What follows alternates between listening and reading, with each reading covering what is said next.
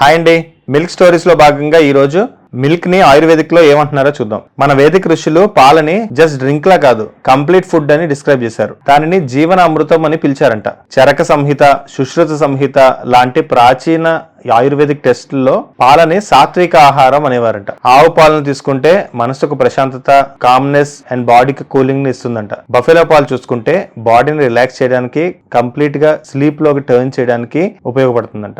Everyday వాళ్ళు పాలని రాగా కాకుండా హీలింగ్ ప్రాసెస్ లో ప్రిపేర్ చేసేవారు. పాలలో చిన్న టర్మరిక్ వేసుకొని హల్దీ దూదని కన్సూమ్ చేసేవారు. అది ఇమ్యూనిటీ బూస్టర్ గా పనిచేస్తుంది. వేరాస్ జింజర్ ప్లస్ మిల్క్ దగ్గు కోసం నేచురల్ రెమెడీ. ఘీ, బటర్, కర్డ్ తో ఎన్నో రకాల మెడిసిన్స్ ని తయారు చేసేవారు. అందుకే కొంతమంది సూపర్ ఫుడ్ అని మాత్రమే కాకుండా సూపర్ మెడిసిన్ అని కూడా పాలకు బిరుదిచ్చారు. పాలు ఆయుర్వేదిక్ గా మైండ్ అండ్ బాడీకి బ్యాలెన్స్డ్ గా కనెక్ట్ చేసేది. ఇందాక మనం మాట్లాడుకున్నాం కదండి, ఆవు పాలు immunity boosting and buffalo milk sleeping కి అండ్ బాడీ రిలాక్సింగ్ కి అని. అవి ఈ కవులోకి వస్తాయి. ఇంట్రెస్టింగ్ పార్ట్ ఏంటంటే ఆవు పాలదే కాకుండా ఆయుర్వేదిక్ లో ఆవు గోమూత్రం అండ్ పేడ కూడా ఆయుర్వేదిక్ మెడిసిన్స్ కింద అయ్యేవి. ఎన్నో క్యాన్సర్ మెడిసిన్స్ లో గోమూత్రం అనేది వాడేవారు. గోమూత్రం అనేది డీటాక్సిఫికేషన్, పంచగవ్య చికిత్స అండ్ గోమాయ పేడ అనేది యాంటీసెప్టిక్ ప్రాపర్టీస్ తో కలిగి ఉంటుంది. అందుకే పూర్వం ఇళ్లలో గోడలకి, గుమ్మాలకి పేడ నలికేవారు. ఇవన్నీ తెలియక మనం పాలని, ఆవుని నెగ్లెక్ట్ చేస్తున్నాం. Please do respect cow milk and cow. మా కాంటెంట్ మీకు నచ్చితే please do subscribe, join our community and let's grow together. Thank you.